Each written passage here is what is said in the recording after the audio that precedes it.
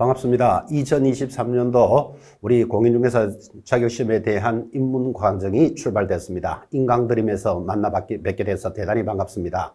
자, 여러분 이제 우리 자격시험도 34회까지 이제 연결이 되었고 34회 공인중개사 제도에 대한 첫 제도가 출발을 합니다. 우리는 이를 입문 과정이라 하는데 입문 과정이 중요한 것 같습니다. 왜 그런가 하면 가장 기초를 공부하거든요. 이 기초에서 한 칸 이렇게 올라가면서 이제 여러분들이 합격으로 가는 길인데 통상적으로 시험을 마친 지가 얼마 안 되니까 입문 과정을 좀 소홀히 하는 경향도 있습니다. 물론 뭐 어느 정도 실력이 있으신 분도 계시고 또 공부를 좀 하신 분도 계시고 여러 계층의 차이는 있지만 제가 생각하기는 입문 과정이 가장 중요합니다. 그래서 이왕 만나신 거 입문 과정은 아주 편안하게 가장 기초적인 단계다 이렇게 생각하시면서 잘 정리를 해보시기 바랍니다. 원래 33회 자격시험에서 굉장히 효과가 클 겁니다. 통상적으로 공부하신 분들이 입문 과정의 과정이 좋았습니다 이런 이야기를 많이 합니다. 왜? 자기가 어설프게 알고 있던 것들을 찬찬히 처음부터 끝까지 다시 한번 잡아보는 시간, 기초를 준비하는 시간이겠죠, 그죠? 다시 한 번 더 인강드림에서 만난 것을 영광으로 생각하고 여러분 인강드림과 함께 합격의 길로 가시기 바랍니다. 자, 그런 공인중개사법의 과정이 출발을 합니다. 자, 일단 제목 한번 보실까요? 자, 우리 중개법에 관련되는 내용으로서 중개업 일반이다 라고 제목은 출발했고 1번 제목이 중개업의 변화입니다. 여러분 변화 이 말은 역사를 이야기하는 거죠. 자, 우리는 이제 중개사법이라는 법 과목을 공부하니까 역사에 관한 문제는 썩 중요하지는 않습니다. 그렇지만 한번 출제된 적은 있습니다. 그래서 여러분들이 우리 중개사법의 입문 과정을 출발하시면서 우리 중개업을 하고 있다는데 이게 어떻게 출발했을까 한번 짚어보는 시간, 아주 오래전에 출제했습니다. 뭐를 출제했습니까? 하니까 그때 이렇게 물었습니다. 자, 중개업 제도의 기원이 뭡니까? 그리고 효시가 뭘까요? 하고 1, 2, 3, 4, 5 중에서 찾아라 이런 문제가 나왔죠. 여러분 기원 또는 효시라는 것은 날아가는 화살의 제일 앞부분을 효시라고 합니다. 효시가 뭐라고요? 날아가는 화살의 제일 앞부분. 여러분 화살을 핑 쏘면 화살 자체가 빠르게 날아가잖아, 그죠? 근데 그 중에서도 제일 앞부분, 그러니까 어떤 사건이나 사안에 있어서 가장 처음 만나는 것을 효시라고 합니다. 그러면 지금 우리가 말하는 중개업은 어디서부터 출발했느냐? 지금 이 말이겠죠, 그죠? 그때 답이 객상주인, 객주를 답으로 처리했죠. 자, 그러면 아주 오래전에 출제됐던 지문이니까 한번 나왔던 거 두 번 틀리면 쏙상하죠. 그래서 이제 입문하는 과정에서 잡고 갑니다. 자, 지금 우리가 이야기하고 있는 중개업을 할 것이다. 내가 자격증을 취득하면 앞으로 중개업을 할 건데 이 중개업은 어디서 출발했을까요? 하면 객상주인, 객주에서 출발했다. 이렇게 답을 합니다. 자, 그러면 역사적인 모습이니까 객주가 무슨 뜻인데요? 이런 것까지 알아야 될 이유 없다. 그죠? 우리 객관식 문제에서 찾아가는 모습만 찾아갑니다. 자, 이렇게 해서 이제 출제가 되었으니까 만약에 이 단원에서 다시 나온다면 최초를 물었으니까 최초에 관련되는 게 나오겠죠. 자, 최초에 지금 우리가 말하는 개공사가 누굽니까? 우리는 개업 공인중개사를 줄여서 개공사 이렇게 부를 겁니다. 자, 그러면 최초의 개공사가 누구입니까? 하면 뭐라고 대답할까요? 각회 또는 집주름, 집거간을 이야기하는데 이때 각회라는 말은 가짜는 집가짜입니다. 집을 소개하는 사람, 집을 소개하는 사람이니까 지금 이야기하면 개업 공인중개사의 위치에 있겠고 이를 우리말로 굳이 번역해서 집주름 또는 갈로 열고 집거간이다 라고 표시합니다. 그래서 최초의 개공사가 누구입니까? 하면 각회, 집주름 정도를 들어놓습니다. 그러니까 최초의 중개업 법은 뭐냐? 그죠? 지금 우리가 법을 공부하는 사람들인데 중개업 법에 관련되는 최초는 뭘까요? 하고 물으면 객주 거간 규칙이 도입되었다. 이렇게 대답합니다. 객주 거간 규칙이라는 것은 객주나 거간이라는 사람이 중개업을 할 때 규칙을 정합니다. 예를 들면 서울에 있는 사람은 서울 물건만 하자. 부산에 있는 사람은 부산 물건만 거래하자. 이렇게 규칙을 안 정하니까 서울에 있는 많은 자본과 막대한 기술력을 가지고 지방에 와서 그 부동산을 통째로 다 가져가는 부분이 있을 수도 있었겠죠. 그래서 객주와 거간들이 규칙을 만들었는데 그 규칙을 지금 보니까 법의 모습을 갖추었더라 이렇게 이야기합니다. 자, 그러면 최초의 법의 모습은 무엇입니까? 하면 뭐라고 대답합니까? 객주 거간 규칙이 있었다. 이렇게 정리를 하시고. 자, 이게 이제 1893년도니까 사실상 조선 말기인데, 여러분 참고로 1893년 이런 걸 적었지, 이런 것 공부하시거나 외우시는 분, 암기하는 분은 전형적으로 공부가 안 되는 사람입니다. 지금 이 과목은 법의 과목이니까 역사 중요하지 않다 그랬죠. 그래서 흘러가는 흐름을 보라고 적었는데, 이렇게 시험에 안 나오는 부분만 관리하는 학생들이 있습니다. 전형적으로 공부 안 되는 수준입니다. 그래서 1890년도에 이런 게 있었구나를 보라고 적어 놓은 겁니다. 자, 그러면서 이제 조선시대가 망하면서 일제강점기로 접어드는데, 일제시대 때 넘어오니까 당연히 객주 거간 규칙이라는 건 폐지가 됩니다. 나라가 망했으니까 있어야 될 이유가 없죠. 1910년 이렇게 출발을 하는데, 또 1910년 이런 거 암기하는 거 아니다 이 말이에요. 그 흘러가는 모습을 잘 보라 이런 뜻이었습니다. 자, 일제강점기 썩 우리나라 입장에서 자랑하고 싶은 일정이 아니죠. 나라가 망해서 뭐가 만들어졌는데, 일제강점기 때 뭐가 있었습니까? 이런 것들은 중요한 내용은 아니겠죠. 참고로 보시기 바랍니다. 자, 이제 해방이 됩니다. 해방이 되고 나면 소개영업법이 만들어지고, 이 소개영업법은 신고제로 도입되었다는 게 그래도 중요합니다. 이때 소개영업법의 초기는 부동산 외에 동산 등의 중개도 규율을 했으니까 동산이라는 말이 들어가죠.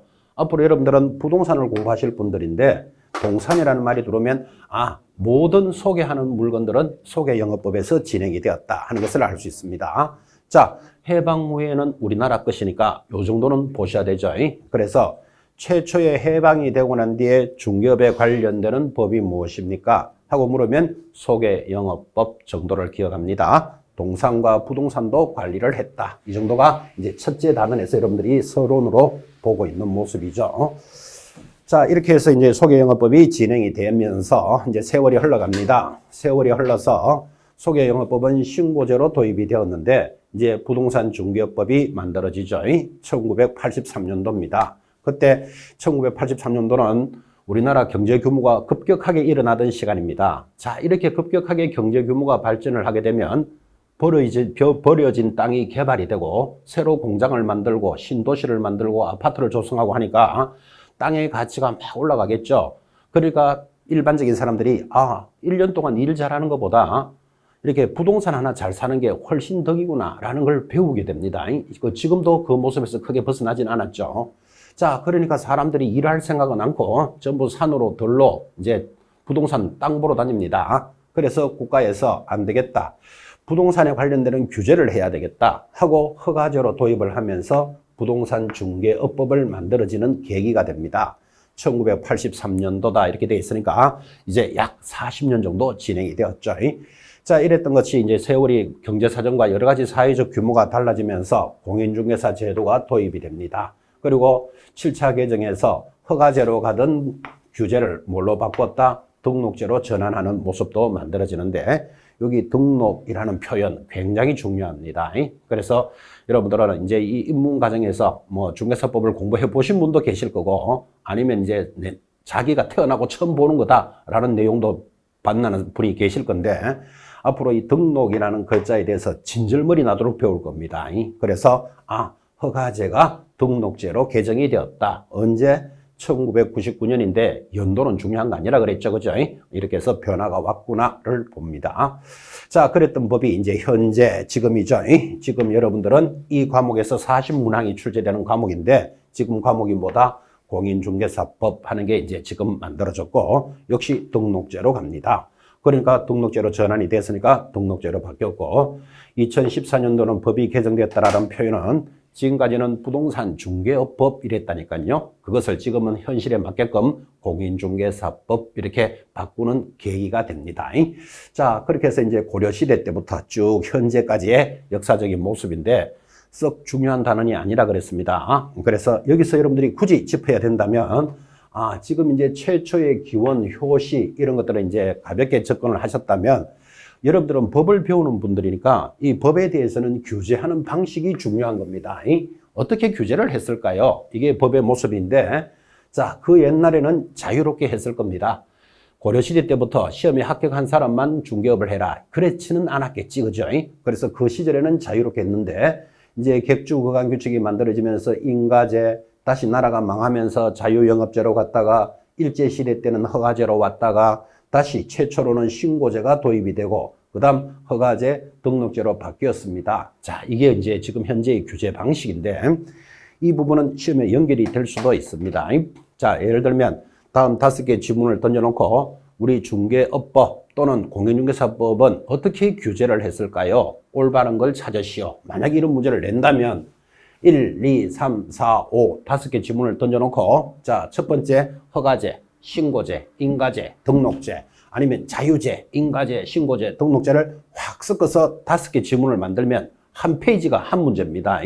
그러면 전형적으로 공부 못하는 사람 요거 다르고 요거 다르고 요거 다르고 요거 다르고 이렇게 따라가면 한 문제당 1분에 한 문제씩 여러분은 해결을 해야 되는데 5분 동안 쳐다보고 있는 문제가 많아지겠죠. 그래서 만약에 그런 문제를 물었다 그러면 여러분들은 그 옛날에 어떻게 했는가 지금 크게 중요한 거 아니죠. 그 역사적인 책을 막 펴놔놓고 지금 알아야 될 그런 내용도 아니고 현대 걸 잘 보셔야 돼. 자, 그래서 중개사법은 신고제가 허가제, 등록제로 바뀌었다. 요 부분이 포인트니까 그 옛날에는 자유롭게 했을 것이다. 여기에 대해서 여러분들은 이론이 없죠. 그 고려시대 때부터 시험 쳐가지고 합격한 사람만 중개업을 하라라고 했을지는 안 했을 거예요. 그죠? 그래서 자유제로부터 출발한 규제가 자, 중간에 인가제라는 거 보이시죠? 인가제. 다시 또 자유제로 바뀌었죠. 그리고 그래서 허가제로 가던 것이 해방이 되면서 신고제로 바뀌었고 다시 허가제로 가다가 지금은 등록제입니다. 라는 개념이 보이니까 이거를 다 암기한다. 이런 식으로 접근하는 게 아니고 그 옛날에는 자유롭게 했을 것이다. 여기에 대해서는 이유가 없잖아. 그죠? 그 다음 중간에 내용은 어떻게 바뀌더라도 인가, 자유, 성인 뭐가 막 바뀌더라도 마지막에는 신, 허 등으로 규제가 되었다. 이 부분을 찾아내는 게 그 문제의 답이죠. 이 역사적인 모습, 자유제, 인가제, 성인제 이거 다 찾아가면서 챙겨야 될 내용은 아니지 않습니까? 자, 그래서 만약에 이런 문제를 걸었다 그러면 1, 2, 3, 4, 5 5개의 지문이 아무리 요란하게 나오더라도 그 옛날에는 자유롭게 했을 것이다. 그 고려시대 때부터 뭐 합격한 사람만 중개업을 해라. 그랬을 리는 없겠죠.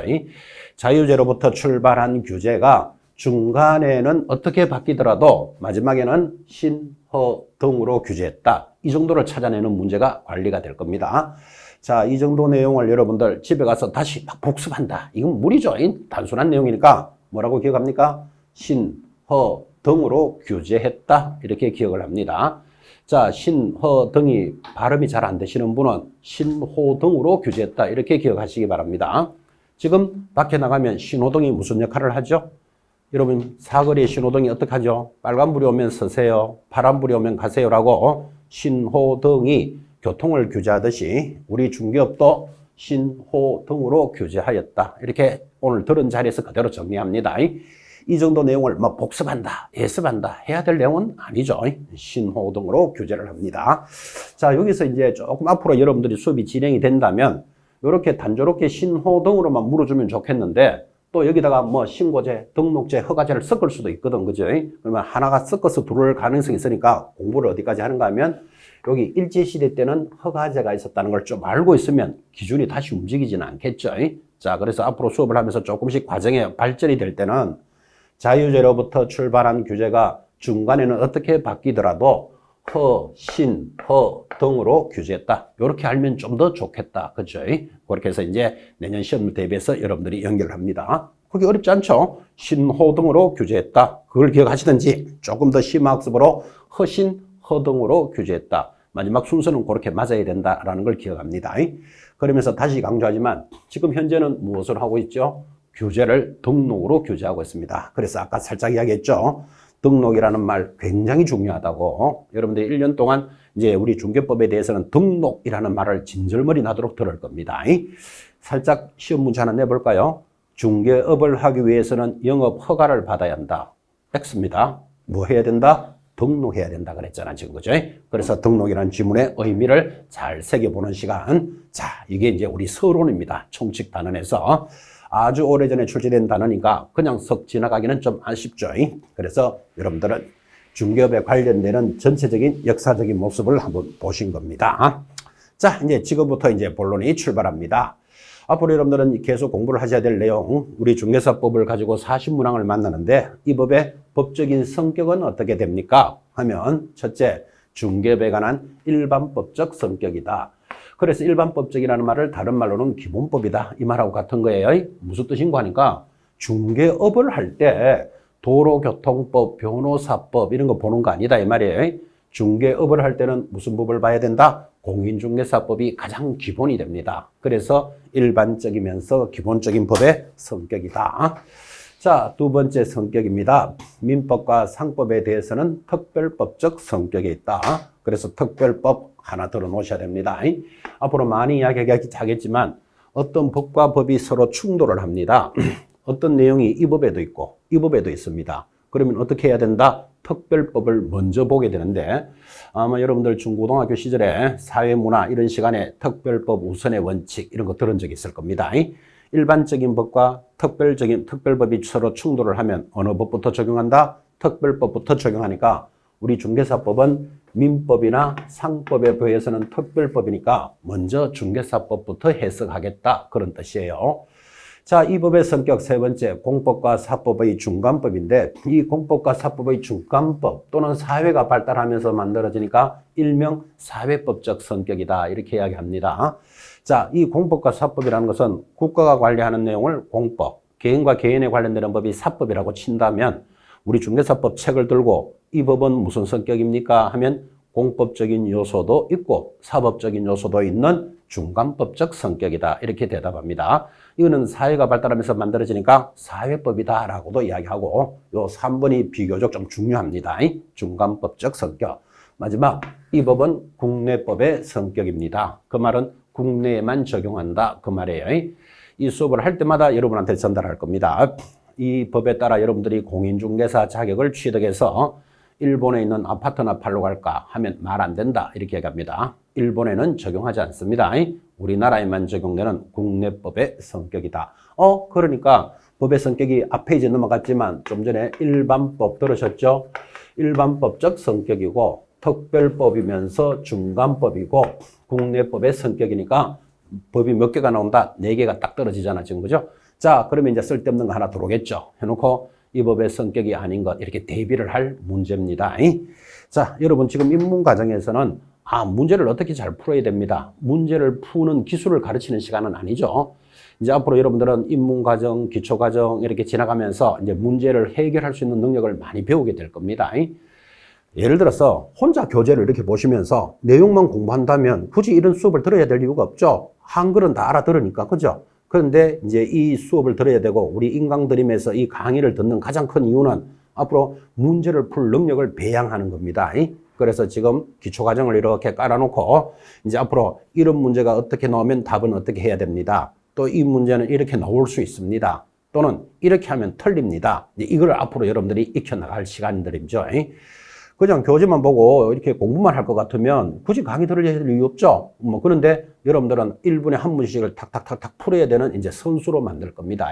그래서 이제 오늘 입문 과정에 인강들으면서 만난 여러분들과 저는 큰 인연을 가지고 갑니다. 이렇게 수업을 들어보니까 문제가 잘 풀리더라. 또는 문제를 푸는 훈련을 시켜주더라. 이런 걸 배우기 위해서 입문 과정에 충실하자. 이런 이야기를 합니다. 자, 법이 4개가 나타났죠. 성격이 뭐다? 일반법이면서 특별법이고 중간법이면서 국내법적 성격이다. 이렇게 4개가 딱 떨어지면 뭐가 하나 둘을 준비를 하고 있다. 이렇게 의식을 하셔야 돼요. 아마 이 수업을 처음 하시는 분들은 그 정도까지 능력은 필요 없고 그렇게 흘러가는구나. 또 뭐가 중요하다더라. 요까지만 알아도 굉장히 큰 부분을 이번에 가져가는 겁니다. 그래서 이 법의 성격 정리하셨다면 자, 이제 본격적으로 우리 법의 이제 제1조 출발을 합니다. 자, 우리 중개사법 제1조가 무엇일까요? 이렇게 물으면 재정 목적을 1조라고 합니다. 여러분 어떤 법을 만들면서 그죠? 제일 앞에 1조에 이 법은 왜 이렇게 만들었습니다. 라는 목적을 제시했는데 목적 시험에서 중요할까요? 안 중요할까요? 나름대로 생각이 있으시죠? 굉장히 중요합니다. 자, 이 목적은요, 얼마나 중요했는가 하면 지금 1회 시험으로부터 이제 여러분들 33회 시험이 막 끝났습니다. 그래서 여러분 지금 입문 과정에서는 34회를 대비하는 수험생들인데 지금 약 33년 동안 출제되는 내용 중에서 1조 목적은 약 12번 정도 출제가 됐습니다. 몇 번이라고요? 12번 정도. 자, 그러면 1회 시험에 뭐 예를 들어서 출제를 했다 치고 12번 정도가 출제가 되는데 23회까지는 12번이라는 말은 23번 시험 치는데 12번이 나왔다. 이 말은 2년에 한 번 꼴로 나오는 거예요. 그래야 12번을 만들 수 있으니까. 그래서 2년에 한 번 꼴로 나올 정도로 12번이 나왔으면 굉장히 많이 나왔잖아. 그죠?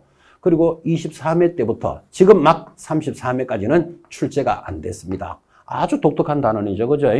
자, 한 20회 때 초반기까지는 굉장히 그냥 12번이 나오니까 그때는 수업할 때 이렇게 했겠죠. 1조는 무조건 나옵니다. 무조건 공부하셔야 됩니다. 이렇게 공부하셨고, 또 1조가 설사 출제가 되지 않았다 하더라도 어떤 공부를 하면서 뭐 2조부터 알고 있다. 이것도 모양은 좀 안 맞잖아. 그죠?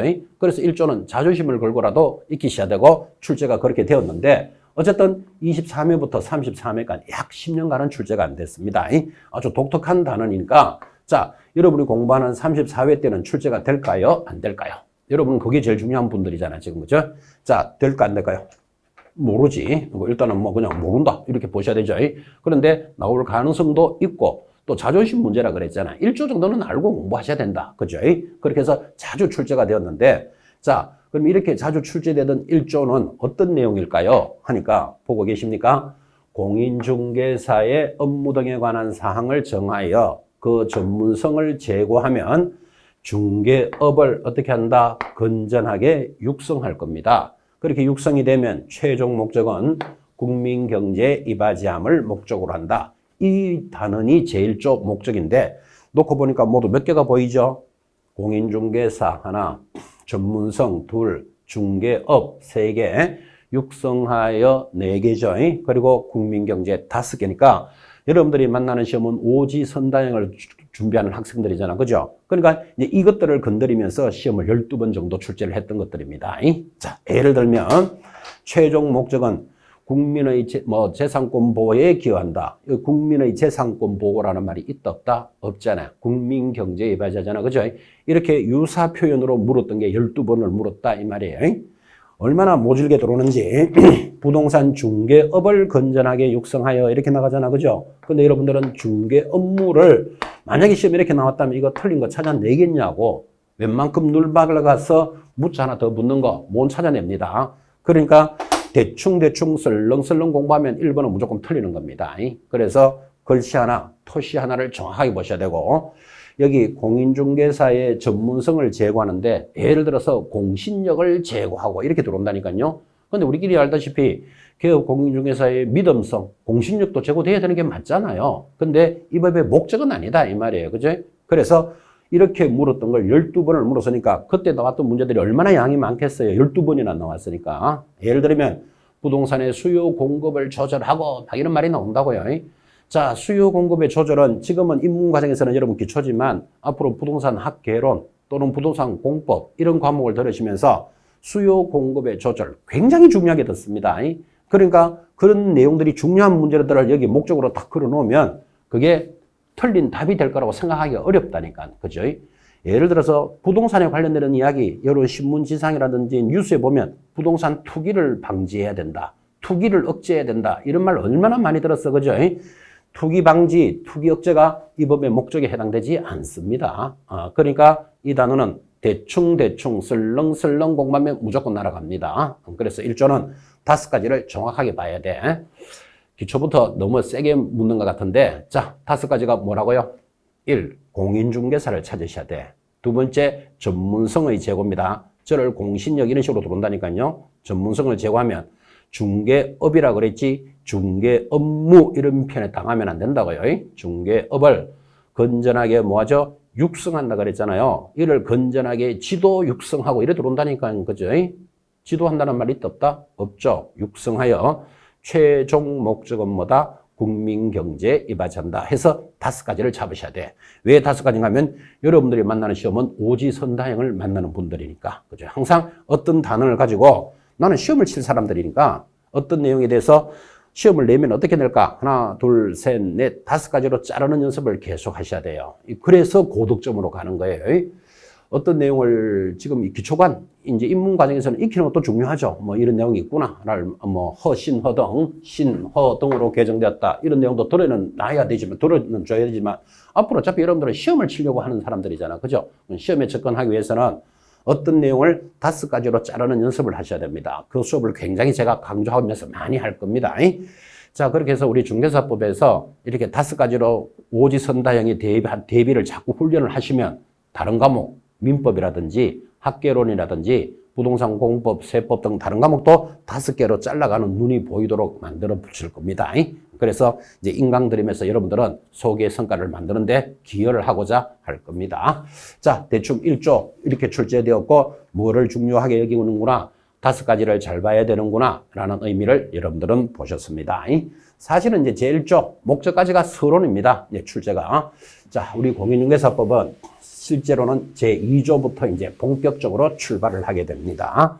자, 본론인 제2조는 어떻게 연결이 될까요? 하면 제2조 용어의 정의 이렇게 출발을 하고, 여러분 지금은 이제 교재가 아직 준비가 됐는지 잘 모르겠습니다만 이 용어의 정의라는 파트가 탁 출발을 하면요, 우리 공인중개사법에서는 제목 옆에 반드시 뭐 적어야 된다? 암기 적어라. 이렇게 계속해서 강조할 겁니다.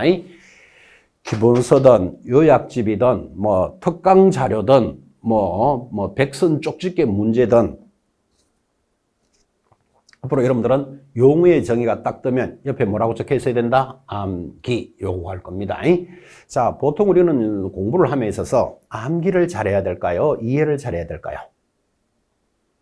여러분, 이해를 해야 될까요? 암기를 해야 될까요? 하면 통상적인 학습은 이해 위주로 하셔야 됩니다. 왜 이해 위주로 하셔야 되는가 하면, 내가 암기를 했는데 암기한 대로 나오면 찾아갈 수 있지만 암기한 곳에서 조금이라도 벗어나면 암기한 사람은 해결할 능력이 안 돼. 근데 이해를 하고 있으면 변형을 주더라도 따라가면서 바꿀 수 있잖아. 그죠? 그래서 모든 학습은 이해 위주로 합니다. 이렇게 이제 초등학교 때부터 초, 중, 고까지 여러분들은 이해 위주로 학습을 해야 됩니다 라는 수업을 많이 들었을 건데, 아주 독특하게 이 단원만 딱 오면 이건 암기해야 됩니다. 아주 그래서 용어의 정의는 옆에 들어오면 반드시 뭐 암기 이렇게 적으시고, 앞으로 이제 이 입문 과정이 지나서 기초 과정, 뭐 심화 과정 이렇게 가실 때도 이 2조 용어의 정의 옆에 암기라고 돼 있습니까? 제가 항상 물으면서 출발할 겁니다. 그러면 여러분들은 암기하라 그랬으니까 나 지금 암기가 돼 있느냐를 스스로 가늠해 보셔야 된다고요. 자, 모두 암기해야 될 용어는 6개가 준비가 됩니다. 이 용어가 얼마나 중요한가 하면, 그죠?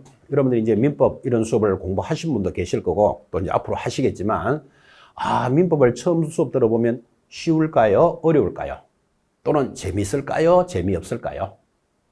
많은 사람들, 100명의 사람들한테 물었을 때 민법을 처음 들어보면 뭐라고 이야기한다? 어렵다. 이렇게 이야기합니다. 이 민법 박사도 아마 어렵다고 이야기할걸요? 민법에 박사 학위를 가지신 분도 자기가 공부한 부분은 박사겠지, 잘 아니까. 그럼 이 민법은 여러분들이 보시다시피 이 바닥에서 천정까지, 하늘까지의 내용입니다. 내용이 얼마나 많다는 걸 이야기하는 겁니다. 자, 이 많은 내용을 민법을 한번 들어보고는 재미있네, 괜찮네 이렇게 해석하시는 분은 뭔가 문제 있는 사람입니다. 우리말로 집안에 우환이 있다 이렇게 봅니다. 그러니까 누구라도 민법을 들어보면 어렵다, 힘들다, 무슨 말인지 모르겠다, 이게 민법을 들어보고 처음 이야기해야 될 그 내용인데, 그러면 왜 어렵다, 잘 못 알아듣겠다, 힘들다라고 표현할까요? 이유는 용어 때문에 그렇습니다. 그래서 민법에서 첫 시간에 입문할 때 왜 어렵는데 하면 용어가 어렵기 때문에 그렇습니다. 여러분, 우리는 어떤 일을 할 때, 그죠? 두 사람이 계약을 했어. 근데 이제 뭔가 뭐 마음에 안 들었겠지? 그럼 우리가 저 계약이 깨졌다? 이렇게 표현하면 무슨 말인지 알아들으셨죠? 뭐 계약이 깨졌대. 근데 민법책 어디에도 계약이 깨졌다라고 표현하지 않는다고요. 계약이 무효되었다, 해지되었다, 해제되었다, 취소되었다 이렇게 표현한다고. 자, 깨지는 모양도 가지죠. 무효, 해제, 취소, 그죠? 해지. 이게 하나하나가 다 다르다니까요. 그러니까 이런 용어를 따라가야 되니까 이제 이게 쉬운 이야기가 아닌 거지. 그냥 계약이 깨졌다 이러면 알아들었을 건데, 계약이 무효되었다, 해제되었다, 취소되었다, 해제되었다 이렇게 이야기한다니까요. 여러분, 법률 행위, 법률의 사실, 법률의 규정 이런 말들이 얼마나 추상적이에요. 법률 행위, 법률의 사실 이런 게 그런 추상적이지만 우리는 통상적으로 저 사람과 내가 계약을 했다 이런 뭐 대충 무슨 말인지 알아들었죠? 뭔가 계약을 했단다. 그죠? 민법의 계약을 뭐라고 부른다? 법률행위라고 불러요. 그래서 법률행위가 이루어졌다. 이러니까 이 법률행위가 계약이 됐다는 걸 알아들어야 그게 내용이 시작되잖아, 지금. 그죠? 근데 그 하나만 있는 게 아니고 법률의 사실, 법률의 요건, 법률의 행위가 다 다르다니까요. 간주한다, 추정한다, 본다 이런 내용이 다 다릅니다.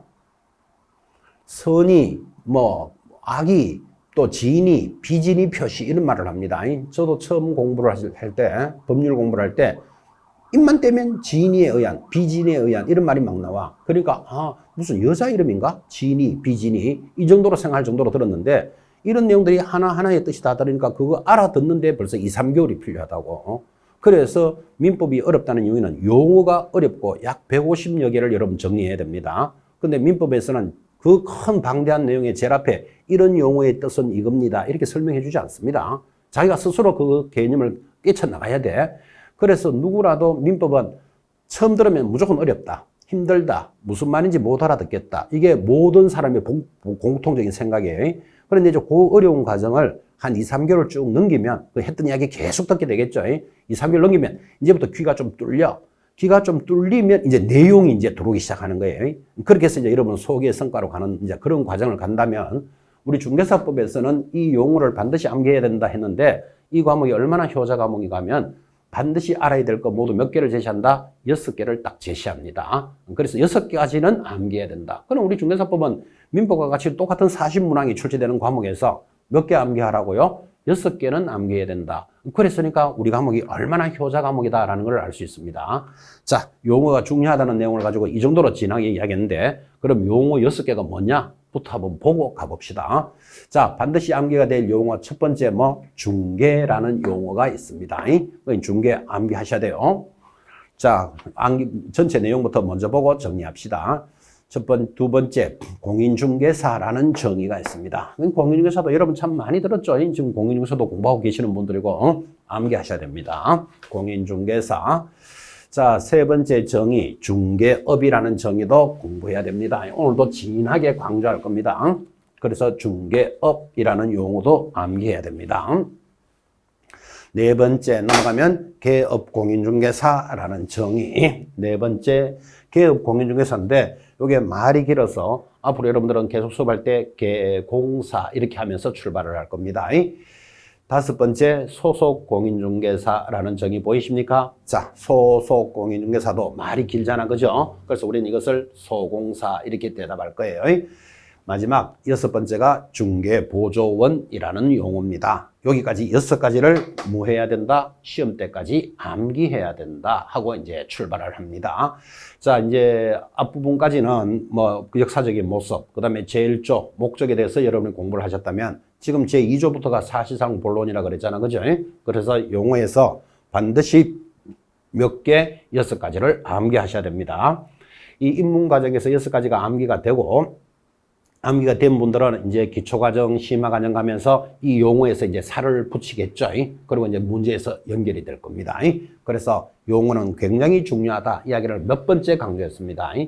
민법이 어렵다는 뜻은 용어가 어렵기 때문에 어렵습니다. 근데 민법에서의 용어는 모두 150여 가지가 필요한데 이거를 적어놓고 이거를 암기하라고 제시하지 않습니다. 자기가 스스로 체크해야 돼. 근데 우리 중개사법은 제2조에서 용어의 정의에서 공부해야 될 것을 나열을 해줍니다. 그래서 이 과목이 굉장히 편합니다. 여러분 이런 생각도 해보셔야 되죠. 어떤 사람은 그죠? 어떤 사람은 공부를 이만큼 해. 그럼 공부를 많이 한다 이 말이에요. 공부를 이만큼 했는데 점수는 이만큼 나와요. 이거 좋은 현상이다, 나쁜 현상이다. 지극히 참 실패한 인생이죠. 공부를 얼마나 했다고요? 이만큼 공부를 했는데 점수는 이거밖에 못 받아. 그런데 똑같은 공부를 하는데 점수를 이만큼 받아요. 그런데 공부는 요만큼 해. 자, 공부는 이만큼인데 점수를 이만큼 받았다. 여러분들은 1번과 2번 어느 걸 선택해야 되죠? 당연히 2번이지, 그죠? 여러분들은 무엇 때문에 인격을 양성하려고 이 공부하는 거 아니잖아, 지금, 그죠? 반드시 점수를 받아서 자격시험에 합격을 해야 될 분들이잖아, 그죠? 그럼 똑같은 내용을 공부를 했는데 공부를 똑같이 했는데 점수를 요만큼 받는 사람이 있고 이만큼 받는 사람이 있어요. 차이가 뭘까요? 뭐 여러 가지 차이가 있겠지. 뭐 이해력의 차이다, 자기 IQ의 차이다, 아니면 그날 시험 치는 운의 차이도 있겠지. 시험에 운도 있겠죠. 이런 등등의 차이가 있지만 결론은 뭔가 하면요. 시험에 나오는 부분을 공부를 하셔야 돼. 그죠? 어떻든 같은 공부를 하더라도 점수를 잘 받는 사람은 점수에 관련이 돼 있는 거예요. 자, 그러면 지금 우리가 이야기하는 거 똑같은 민법을 공부하시는데 민법이 몇 문항이 출제된다? 40문항이 출제돼요. 지금 우리가 하고 있는 중개사법 또 몇 문항이 출제된다? 40문항이 출제가 돼요. 자, 그런데 민법의 범위는 아까 바닥에서 하늘까지 범위가 크다 그랬잖아. 그죠? 그리고 입문하면서 어렵다 그랬잖아요. 그래서 이 40문항이 똑같이 나오는데 우리 중개사법은 공부를 한 만큼 점수가 나온다고. 공부를 한 만큼 점수가 나오니까 중개사법은 절대로 여러분들이 소홀히 하면 안 됩니다. 이제 이 중개사법은 내용도 좀 편안하고 또 현실적인 과목이니까 재미도 있어. 현장에서 일어나는 이야기니까. 뭐 중개사무소를 2개 갖추면 1년 징역 1,000만 원 벌금입니다. 뭐 이런 수업을 한다니까요. 자, 그러니까 굉장히 현실적이니까 재미도 있어. 자, 범위도 단조롭고 재미도 있고 내용도 알아듣겠어. 지금 현장에서 일어나는 일들이니까. 보다시피 선생님도 좀 잘 가르치는 것 같죠? 선생님도 잘 가르쳐. 그런데 점수가 뭐 같네. 이렇게 된다고. 왜 그런가 하면 공부를 소홀히 하기 때문에 그래요. 편안하게 잘 알아들었으니까 내가 그냥 대충 잘 할 거야 라고만 하고 공부를 안 한다니까요. 그래서 정작 똑같은 문항이 출제되는데 우리 중개사법에서 점수를 많이 받아서 어려운 과목에 점수를 보태줘야겠죠. 평균 60점이면 합격 점수잖아. 그죠? 그래서 여기서 고득점을 해야 되는데 대충 나는 알아들었다 하고 책을 덮는 경향이 많다니까요. 그래서 중개사법이 중요하다는 이야기를 다시 빗대어서 하는 겁니다. 만약에 입문 과정에서 처음 오신 분은 뭐 이조차 이야기도 사실은 이해가 잘 안 될 겁니다. 이제 앞으로 이제 공부를 해보거나 시험을 치어보신 분들은 뭐 절실하게 느낄 내용들이지만 지금 무슨 이야기를 하려고 이렇게 갔죠? 똑같은 40문항의 준비인데 민법은 굉장히 어렵다 그랬잖아. 공부도 많이 해야 된다고. 그런데 우리 중개사법은 자기가 한 만큼 점수가 올라간다. 그렇죠? 그래서 아주 효율적인 과목이니까 똑같은 내용을 공부하더라도 여러분들은 점수를 많이 받는데 의미를 갖도록 그렇게 하기 위해서는 우리 이 과목을 잘해야 됩니다. 이제 그 이야기 하려고 한 거예요. 자, 이런 이야기조차도 여러분들이 앞으로 공부를 하면서 익혀나가야 될 모습이라면 자, 6개 정의를 보셨죠? 이제 1번부터 다시 이제 하나씩 새겨 가봅시다. 자, 1번의 정의입니다. 첫 번째 알아야 될 거 뭐? 중개라는 정의 암기하셔야 됩니다. 뭐라고요? 중개라 하면 제3조 규정에 의한 중개 대상물에 대하여 거래 당사자 간의 매매, 교환, 임대차, 그 밖의 권리의 자, 일단 중개라는 말이 딱 들어오면 뭐부터 잡아야 되는가 하면 그 밖의 권리를 체크하셔야 됩니다. 그 밖의 권리의 덕실 변경에 관한 행위를 알선하는 것, 이를 용어의 정의로서 제시했으니까 이거 암기하셔야 되고 자, 여러분 이 암기는 오늘 당장 다 암기해야 될 필요는 없죠. 언제까지? 시험 칠 때까지 암기하면 됩니다. 자, 그래서 1번 중개라는 정의를 정리했는데 제가 다시 한번 적어볼까요? 그래도 용어 중에서는 제일 중요한 게 중개 아니겠습니까? 1번에 그렇기 때문에 자, 중개라는 것은 중개 대상물에 대하여 이렇게 갑니다. 거래 당사자 간의 이 물건을 매매도 하고 교환도 하고 임대차도 하면서 그 밖의 권리의 덕실이 변경하는 것, 덕실 변경에 관한 행위를 무하는 것, 알선하는 것이다 라고 제시를 했고 용어의 정의가 중요한데 그중에서 가장 중요합니다. 여러분 항상 어떤 주제 밑에 예를 들어서 용어의 정의라는 주제 밑에 여러 가지 내용이 나야 되지만 그래도 앞에 있는 1, 2, 3번이 제일 중요한 거예요. 중요하니까 1번에 걸었을 거 아니라 그죠? 그럼 시험에서도 앞부분을 잘 봐야 된다고. 전형적으로 공부 안 되는 사람의 특징 뒷부분 봅니다. 편안한 거 이런 거 그죠? 시험에 안 나오는 것. 그래서 어떤 주제를 항상 공부할 때는 앞부분 이왕 볼 것 같으면 앞부분의 강조를 잘 보셔야 된다고. 그래서 우리 정의가 1번에 들어와 있으니까 이게 그래도 가장 중요합니다. 이렇게 정리했고 이거를 암기하셔야 돼요. 암기가 좀 처음 들으니까 쉽지는 않죠. 그래서 이제 이걸 또 그림으로 많이 그릴 거예요. 그림은 눈에 보기 좀 편할 겁니다. 자, 갑이라는 사람이 있습니다. 집을 가지고 있어요. 여러분 집같이 보입니까? 자, 집같이 보이니까 우리는 이것을 부동산이다 이렇게 말하는 거예요. 갑이 집을 가지고 있는 사람이니까 집을 파는 사람, 하는 사람을 뭐라고 부르죠? 매도인. 이 집을 사는 사람이 있을 거예요. 사는 사람을 뭐라고? 매수인 이렇게 부를 겁니다. 자, 여기 A라는 개업 공인중개사가 중개를 하는 게 그림입니다. 여러분 옆에 많은 말들을 적었잖아요. 이거죠. 이 많은 말들을 이 그림에서 다 나타나는 거예요. 그래서 앞으로 여러분들은 이 그림을 시험 치는 그날까지 수백 번을 안 만나겠습니까? 그래서 그림으로 용어를 익힙니다. 자, 그림이 똑같다 그랬죠? 다시 갑니다. 중개가 무엇입니까? 그러니까 여기 중개 있잖아. 그린 거죠. 중개라는 것은 중개 대상물에 대하여 이렇게 가는 거예요. 그러니까 이 물건에 대하여 이 뜻이겠지. 자, 이 물건은 주로 뭘까요? 부동산이겠죠. 부동산을 사고 파는 걸 중개하지 뭐 자동차, 비행기 뭐 이런 것들을 우리가 중개하지는 않겠죠. 이 중개 대상물에 대하여 누가? 거래 당사자 간에, 그래서 당사자가 누구죠? 갑하고 을 사이에 이 말이에요. 이 갑과 을을 다른 말로는 매도인과 매수인 사이에 그래도 되겠지. 자, 저 물건에 대해서 당사자들인 갑과 을 사이에 이 물건을 뭐 합니까? 매매도 하고 교환도 하고 임대도 한답니다. 두 사람이 이 아파트라고 치고 매매도 하고 교환도 하고 임대도 하면서 그 밖의 권리라는 것이 있는데 요 그 밖의 권리가 중요하다니까요. 요 그 밖의 권리를 중개가 탁 뚫으면 잡으셔야 돼. 그 밖의 권리가 있다 없다를 체크하셔야 되는데 그 밖의 권리의 덕실이 변경한답니다. 여러분 덕 하는 말은 뭐죠? 내가 얻는 거를 덕, 이러면 실 그러잖아. 그죠? 그러니까 이 매수자가 아파트 대금을 납부하면 아파트 소유권이 이렇게 넘어옵니다. 내가 아파트 대금을 5억을 주고 아파트 소유권을 받는 것을 뭐라 부른다? 그걸 매매라고 하잖아. 지금 그죠? 그래서 덕실이 서로 변경하는 것을 뭐 해주는 것이다? 알선하는 것을 중개라 한다. 이렇게 알선을 합니다. 그래서 개업 공인중개사가 알선을 해주고 두 사람 사이에 뭐를 받을까요? 중개 수수료 받겠지. 그죠? 우리가 사실상 일을 하는 목적이 뭐다? 중개 수수료 받는데 목적이 있습니다. 여러분 이 개업 공인중개사가 그죠? 자격시험에 합격을 해서 이제 중개업을 하는데 두 사람의 인격을 양성시키려고 중개하는 거 아니잖아. 그죠? 뭐 하려고 하는 거죠? 저 사람들이 가지고 있는 물건을 매매, 교환, 임대차, 그 밖의 권리의 덕실 변경에 대해서 알선해주고 뭐를 받는다? 수수료를 받는 거예요. 그래서 이제 중개의 모습이 이 그림으로 나타나고 이 그림이 글자 그대로 연결이 되어 있습니다. 그래서 앞으로 이 그림은 수백 번을 만날 거니까 여러분들은 이제 그림을 보시면서 중개라는 용어를 인식하셔야 돼요. 자, 이제 한번 듣고 뭐 처음 들으시는 분은 암기하겠습니까? 만은 지금부터 암기합니다. 중개가 무엇입니까? 중개 대상물에 대하여 거래 당사자 간에 이 물건을 뭐 한다? 매매도 하고 교환도 하고 임대도 하면서 특히나 중요한 거 그 밖의 권리라는 게 있다는 거 중요해요. 그 밖의 권리의 덕실이 변경하는 것을 뭐 해주는 것이다? 알선해주는 게 중개입니다.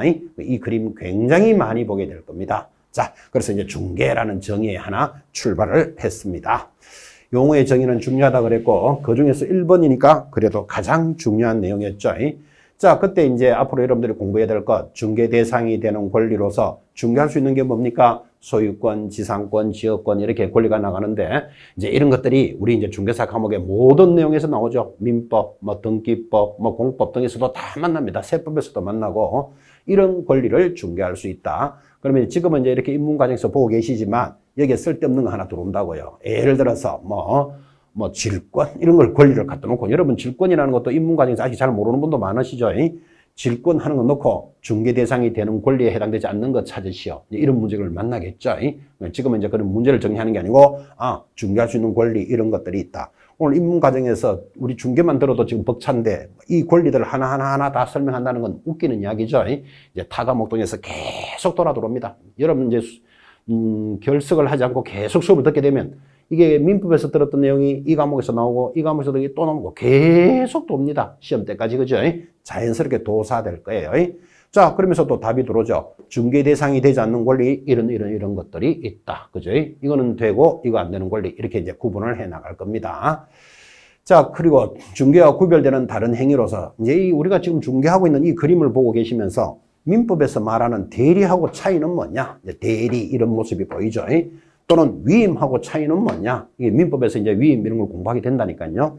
자, 도급행위 이런 것들을 공부하는데 이것들과의 구분은 어떻게 하느냐? 이제 이런 시간이 지나갑니다. 여기 4번에 보면 고용 이런 것도 보이시죠? 표도 정확하게 잘했죠. 자, 그럼 민법에서 말하는 고용하고 우리 중개의 관계는 어떻게 되느냐? 또 민법에서 말하는 현상 광고하고의 관계는 어떻게 되느냐? 이런 것들이 공부해야 될 내용인데 아직까지 민법의 민자도 모르는데 이 민법하고 우리하고 비교한다. 이건 좀 어렵죠, 여러분들이. 그죠? 그래서 이런 행위들과의 차이점이 있다. 그렇게만 보시면 됩니다. 이런 것들이 앞으로 수업을 해 나갈 내용들입니다. 자, 이제 두 번째 정의, 공인중개사까지 넘어왔습니다. 굉장히 중요합니다. 그래서 10분 쉬었다가 여러분들은 이제 공인중개사라는 정의부터 본격적으로 공부를 합니다. 잠깐 쉬었다 하겠습니다.